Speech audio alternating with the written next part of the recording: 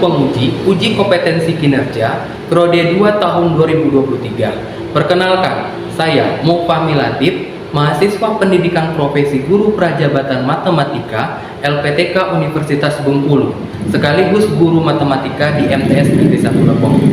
Hari ini, Senin 12 Juni 2023, saya akan melaksanakan praktik pembelajaran dalam rangkaian uji kompetensi kinerja mahasiswa Pendidikan Profesi Guru periode 2 tahun 2023. Kegiatan ini dilaksanakan pada kelas 8 MTS Negeri 1 Lebong dengan materi peluang, submateri peluang teoretik. Kepada Bapak Ibu penguji, mohon masukan dan sarannya untuk perbaikan pembelajaran ke depan. Sekian, terima kasih. Assalamualaikum warahmatullahi wabarakatuh. Selamat menyaksikan.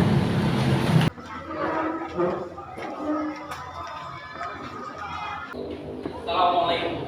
Waalaikumsalam warahmatullahi wabarakatuh. Mista'id Kyam Tadi salam Assalamualaikum warahmatullahi wabarakatuh. Baik, assalamualaikum warahmatullahi wabarakatuh. Waalaikumsalam warahmatullahi wabarakatuh. Gimana kabarnya hari ini? Baik ya? Ada yang sakit? Nggak ada? Ya, alhamdulillah semuanya baik ya. Oke, ada yang tidak masuk hari ini? Nihil ya? Hadir semua. Berarti semuanya sehat, semuanya dalam keadaan sehat walafiat. Oke. Hari ini kita akan mempelajari tentang materinya ya. Materi peluang teoretik, peluang teoretik. Nah, sebelum masuk ke sini. Nah, dalam bulan Juni ya. Ini kan ada peristiwa sakral dalam Indonesia ya. Itu bertepatan tanggal 1 Juni setiap tahunnya. Itu hari apa? 1 Juni. Hari kelahiran Pancasila. Nah, dalam butir-butir Pancasila, itu kan ada butir 1 sampai butir 5. Ada yang namanya butir gotong royong. Apa makna butir gotong royong bagi kehidupan kita? Apa? Kerjasama. Terus apa lagi? Gotong royong. Apa? Membersihkan lingkungan. Boleh. Jadi makna gotong royong itu lebih ke kebersamaan. Jadi itulah makna dari sila Pancasila. Nah, masuk lagi ke dalam materi yang akan kita pelajari hari ini tentang materi peluang teoretik. Nah, kalian pernah nengok dadu seperti yang digambar? Pernah ya? Koin pernah. Kan suka jajan di kantin juga. Ya. Nah, sekarang sebelum masuk ke materi, ini ada menu. Yang pertama, ada kompetensi dasar, IPK, tujuan pembelajaran, persepsi, dan motivasi. Seperti yang bahan yang sudah Pak sampaikan sebelumnya di grup WA ya. Sekarang ada yang pertama kompetensi dasar. Apa kompetensi dasarnya? Menjelaskan.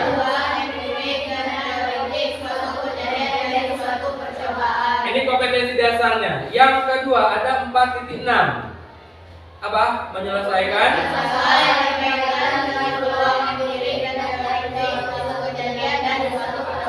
Nah, itu kompetensi dasar pada pertemuan kali ini.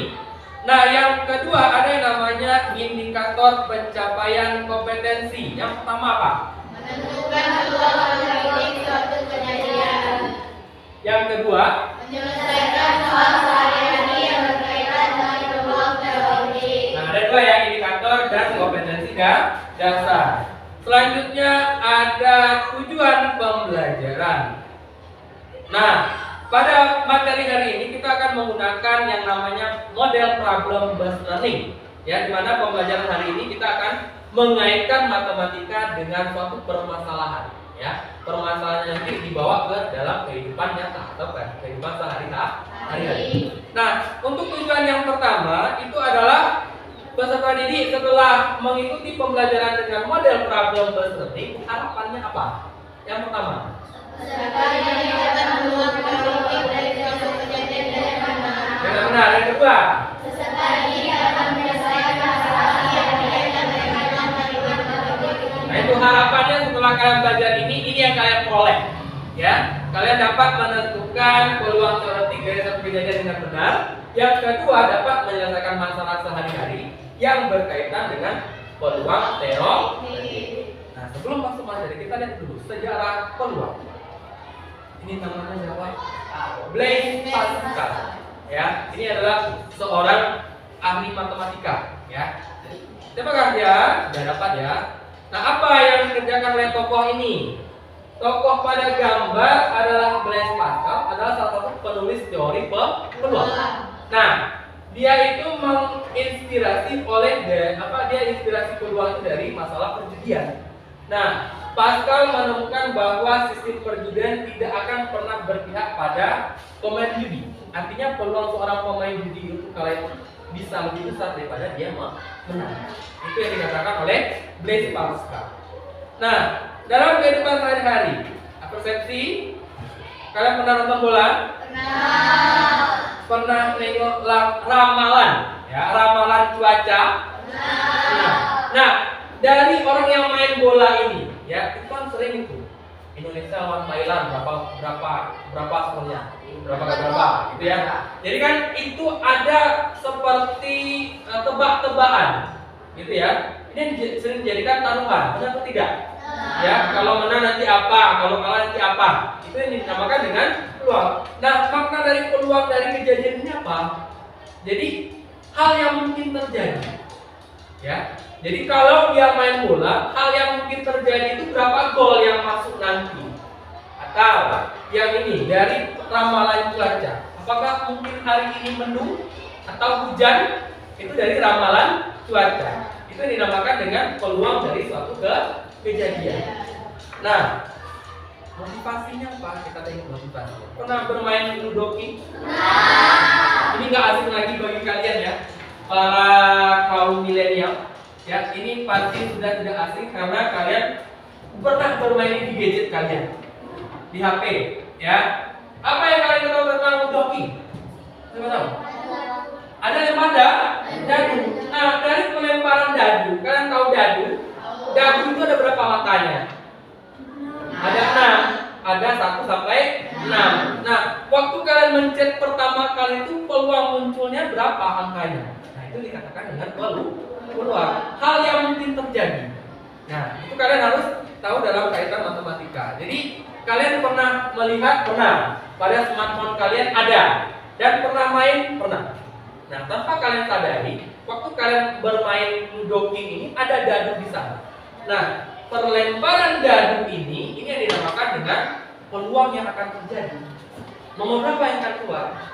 1, 2, atau 3? Itu peluang yang akan terjadi. Nah, ini ada kaitannya dengan materi kita hari ini tentang peluang teoretik. Ada materi prasyarat. Nah, sekarang kita tahu dulu apa itu ruang sampel. Apa ruang sampel? Nah, jadi ruang sampel itu adalah himpunan semua kejadian. Himpunan semua kejadian yang mungkin terjadi. Jadi itulah yang dinamakan dengan ruang. Yang kedua ada namanya titik sampel. Apa titik sampel? Setiap anggota pada ruang sampel. Yang ketiga, kejadian. Nah, kejadian adalah bagian dari ruang sampel. Nah, kita perhatikan contohnya dulu. Tentukanlah banyaknya ruang sampel dari pengundian sebuah dadu dan titik sampel kejadian sebuah mata dadu genap. Nah, sekarang kita masuk ke materi inti tentang peluang teoretik. Apa yang kalian ketahui tentang peluang teoretik? Ya. Sekarang kita masuk ke kegiatan pertama, orientasi masalah. Sekarang kita baca dulu. Ada orientasi masalah. Ini enggak asing ya. Pernah main Mobile Legends? Nah, pernah menonton YouTube? Inilah masalah yang Bapak katakan tadi. Kita membawa matematika ke problem based learning, ke kehidupannya nyata. Nah, sekarang kalian lihat, pernah bermain Mobile Legends? Pernah menonton YouTube? Sekarang kita perhatikan masalahnya.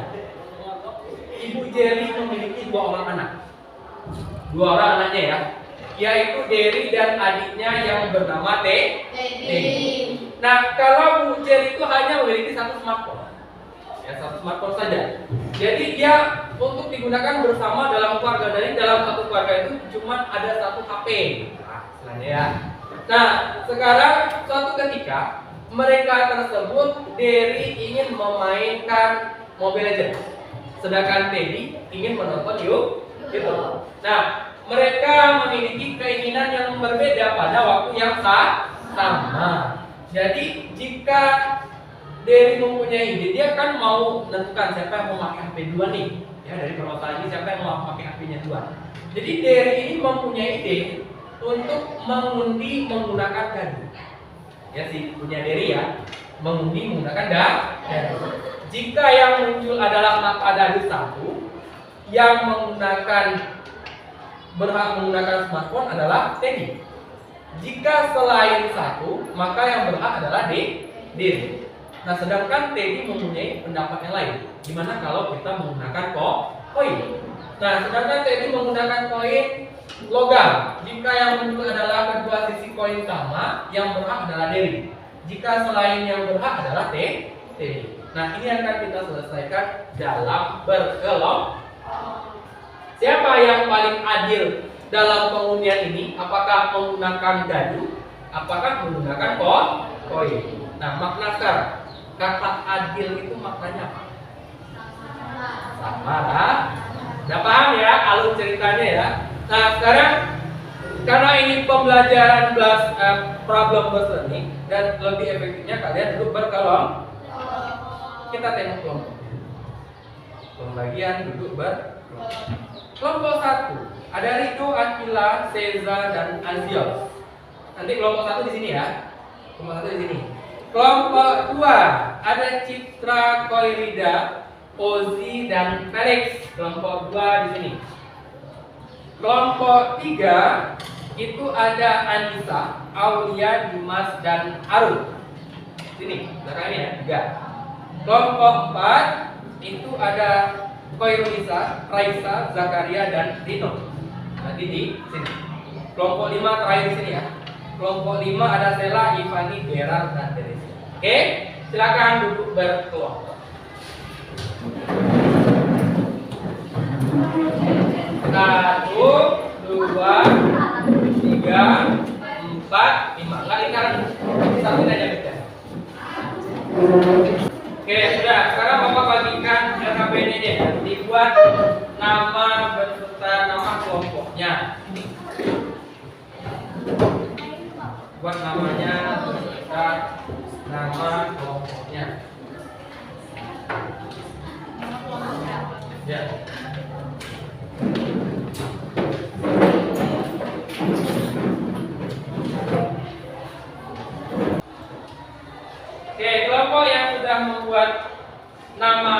kelasnya, silakan buka lembaran yang pertama. Ya, seperti yang ditampilkan di layar infocus tadi, itu kan ada permasalahan yang disajikan dalam kegiatan saat satu. Jadi, menurut kita siapakah cara apa yang paling adil? Ya, cara apa yang paling adil antara pelemparan dadu dan pakai bom? Nah, sekarang kalian perhatikan langkah-langkah kegiatan pada LKPD-nya. Sudah? Semua kelompok melihat, ya. Melihat, jangan hanya bengong. Ditengok, ya. Oke, kita masuk ke mengumpulkan informasi. Setelah kita memperhatikan permasalahan pada kegiatan satu, jadi kita bisa mengumpulkan beberapa informasi yang bisa kita kumpulkan. Yang pertama, kalian tulislah hal-hal yang diketahui dari hasil pengamatan kegiatan satu pada langkah-langkah sebagai berikut. Ya, kalian tengok langkah yang pertama itu kan ada gambar dadu dan gambar koin. Nah, itu kan kalian diskusikan sama kelompoknya. Itu kan ada bagian yang numpang atau bagian yang harus diisi.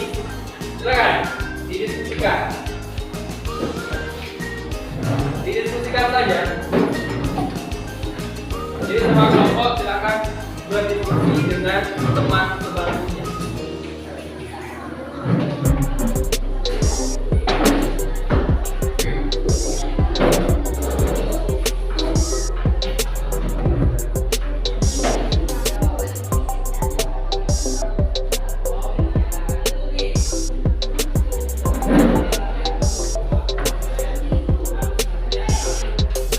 Dipahami ya, alur ceritanya dipahami sambil kalian belajar. Nanti itu kan jadi macam kalian. Kalian lebih paham saja. Silakan dipahami dulu makna dari cerita dengan alur dari penyelesaian masalah.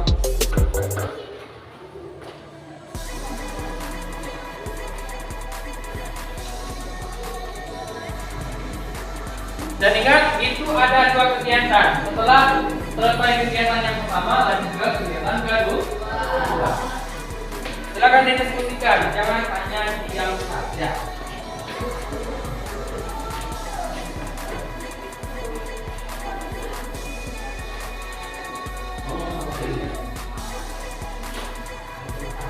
Sambil belajar, dari mana tahunnya satu, dari mana tahunnya dua.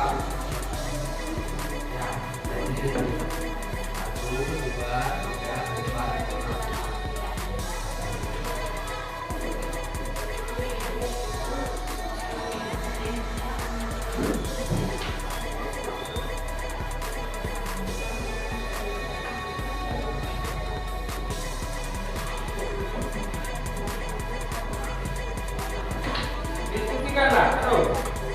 Jangan hanya diam saja. Dari mana datangnya ini? Kalian tahu kenapa datangnya ini. Ya, nanti kan sedangkan koin itu kan ada berbagai. Ada kebijakan ini. Kenapa ini 5?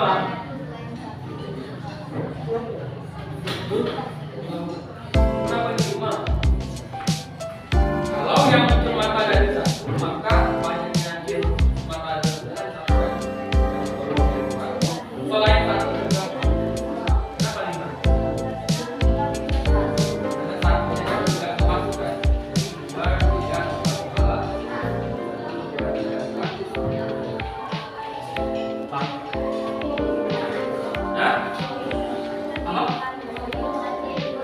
Tunggu dulu. Kan diisi sampai ke belakang ini. Nah. Jadi kan tadi dadu tuh ya. Kalau dadu itu satu sampai 6. Kalau koin ada 2 koin, berarti cuma 1 koin. 2. Ada angka.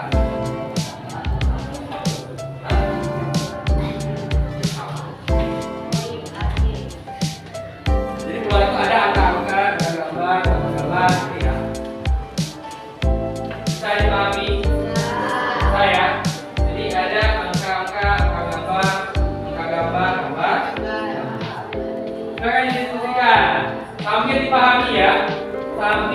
dipahami. Kelompok 1, teman.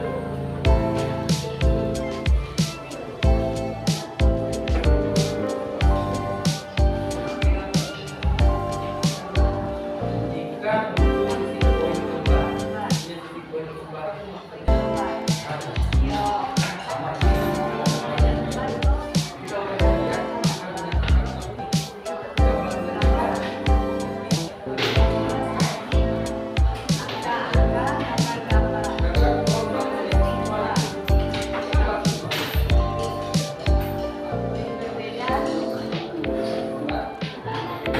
selain yang kembar, kan ada yang kembar, ya kan? Jadi kalau kembar itu angka apa? Gambar berapa? Berarti yang kembar apa? Ada berapa? Nah, seperti ini. Terus kita lihat peluang yang paling benar yang paling yang mana? Apakah pakai dadu atau pakai koin? Kira-kira yang mana? Setelah dikalkulasikan ya, setelah dihitung menggunakan koin. Bukan, maksudnya tuh setelah dihitung menggunakan cara matematika. Apakah dengan dadu apa dengan koin?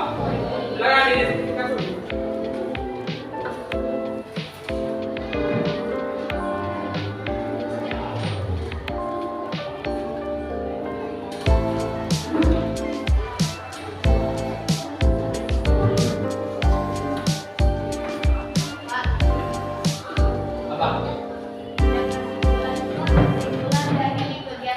Ya, kesimpulan satu dari kesimpulan kedua dari kegiatan satu dan kegiatan buat dengan bahasamu sendiri.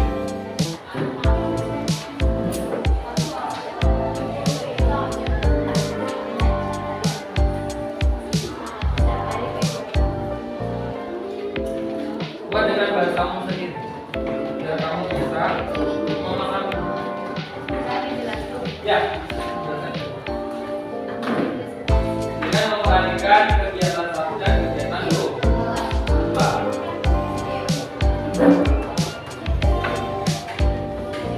Setelah nyanyi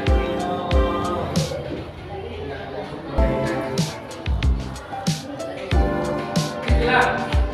Aku kesimpulannya.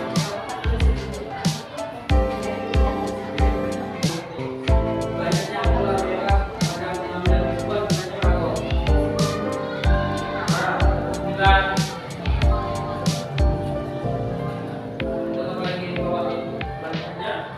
Bola seluruhnya pada pengambilan kedua.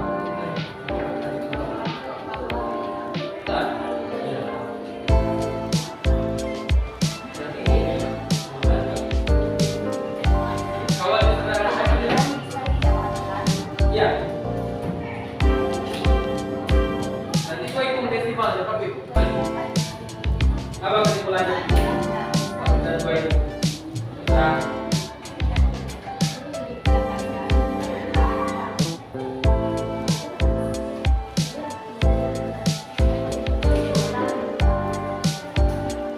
Berapanya? Di 0,4 persen.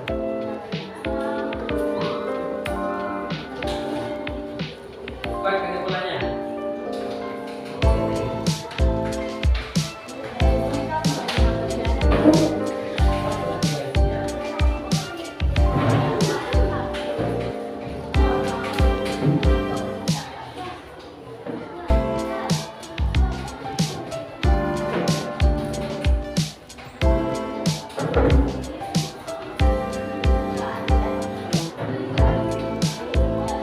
Udah belum?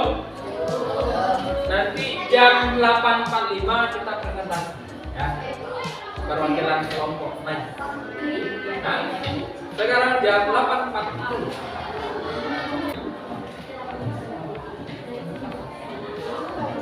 Nanti tiap kelompok maju ya.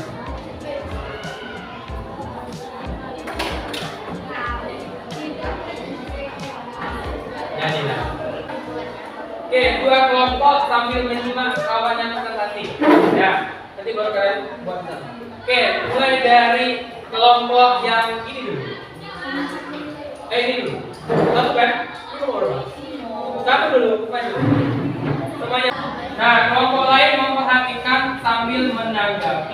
yang disampaikan oleh kelompok satu. Ini maju dikit, nggak usah ke belakangnya, maju. Nah, ini dulu.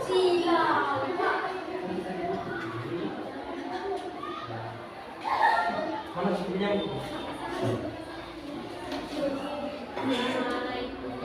Nah, sekarang.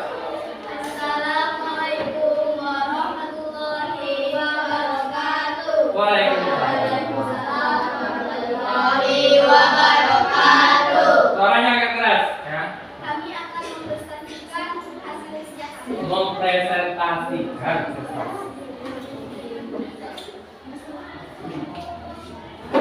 Baca. Kamu baca dulu.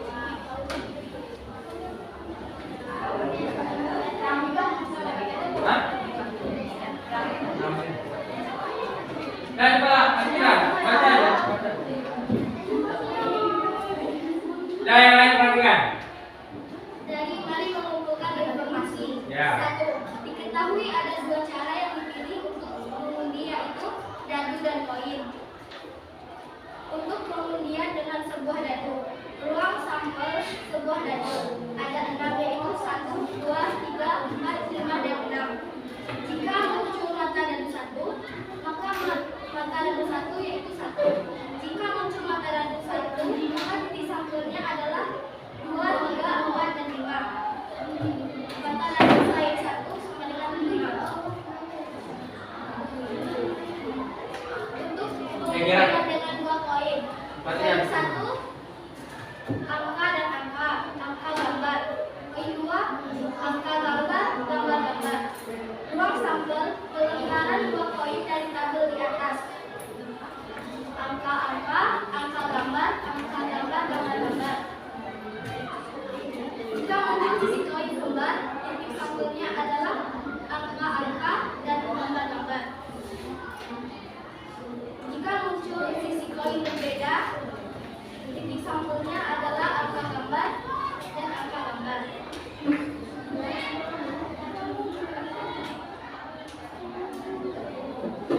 Sudah baca selesai.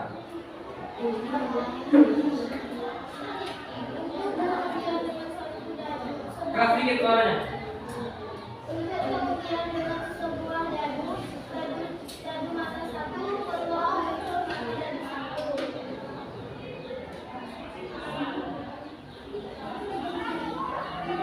Banyaknya muncul mata dadu 1, banyaknya ruang sampel 1/6 sama dengan 0,16. Dadu mata selain 1 peluang muncul mata dadu selain 1, banyaknya muncul mata dadu selain 1 banyaknya ruang sampel 5/6 sama dengan 0,18.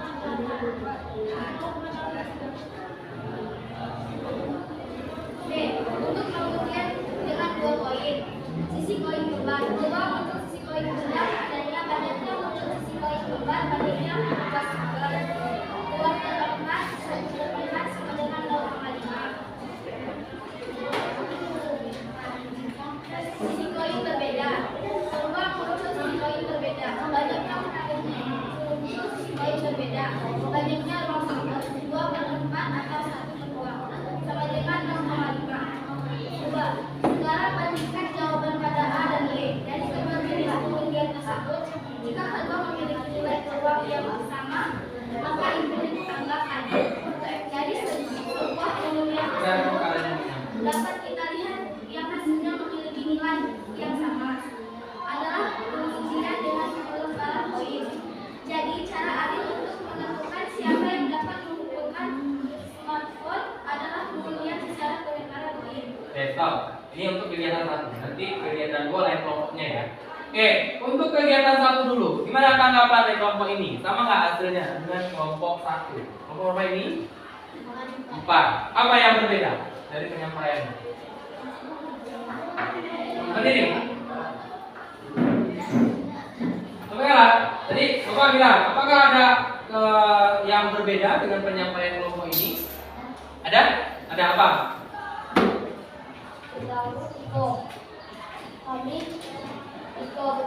Bahasa Indonesia.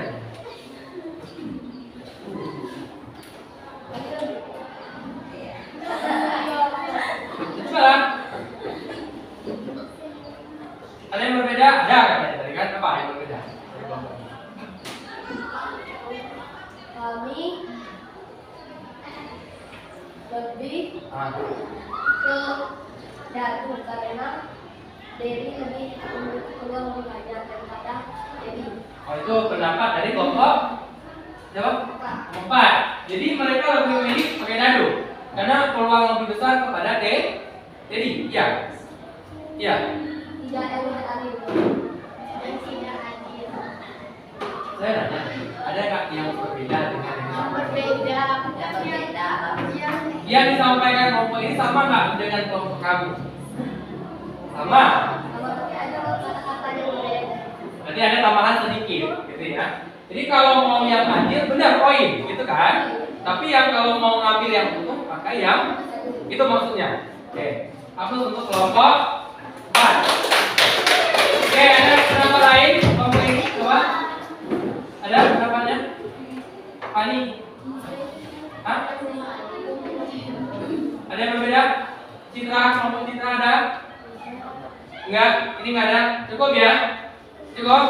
Oke, cukup untuk kelompok 1. Beri hapus untuk kelompok. Oke, dulu. Assalamualaikum warahmatullahi wabarakatuh. Waalaikumsalam.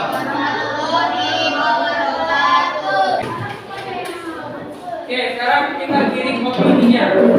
Kita samakan persepsinya dari kegiatan 1 dengan kegiatan 2.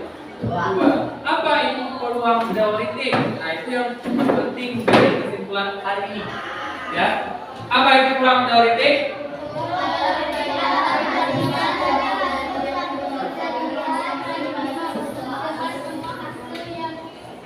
Mungkin kepada satu contoh. Jadi peluang teoritik adalah perbandingan, ya, perbandingan dari hasil suatu kejadian yang dimaksud dengan semua hasil yang mungkin terjadi dari suatu kejadian. Misalkan di sini MA menyatakan banyaknya titik sampel pada kejadian A, dan NS adalah semua titik sampel pada ruang sampel S. Maka peluang kejadian A yaitu PA. Ya, peluang kejadian A itu adalah PA. Diperoleh dari mana? Dari NA per NS. Itulah rumus yang kalian temukan di bukunya tadi. NA per NS. NA adalah banyaknya yang mungkin terjadi pada kejadian A. Sedangkan NS adalah banyaknya ruang sampel. Itu dapat disimpulkan. Ada? Tidak? Kalau tidak, silakan balik ke tempat duduknya masing-masing. Kumpulkan KKPD-nya.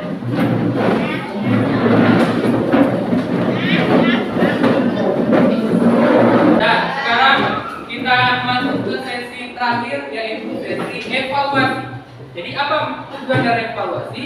Untuk mengetahui seberapa jauh pemahaman kalian dalam materi hari ini. Nah, sekarang keluarkan kertas 1. Oh no. Saya evaluasi dulu. Sabar. Sudah 5 menit.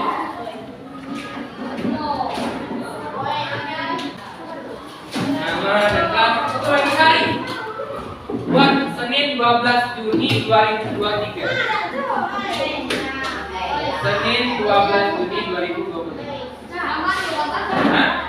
Nama kelas terus tanggal hari. Nah, yang sudah siap silakan catatnya. Silakan catat soalnya di layar monitor.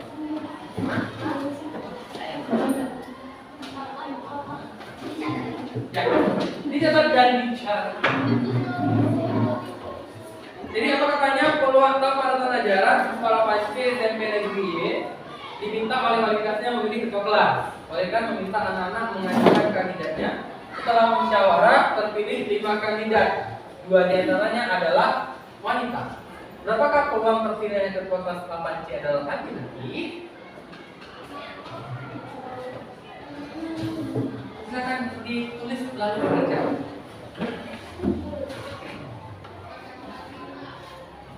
Waktunya 5 menit dari sekarang. 5 menit cukup ada?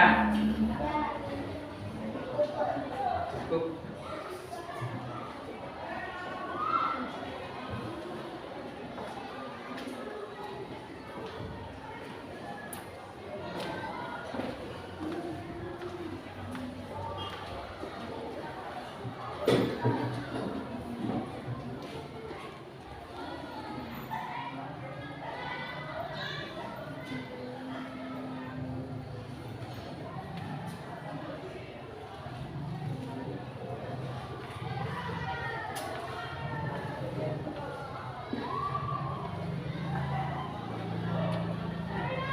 Saya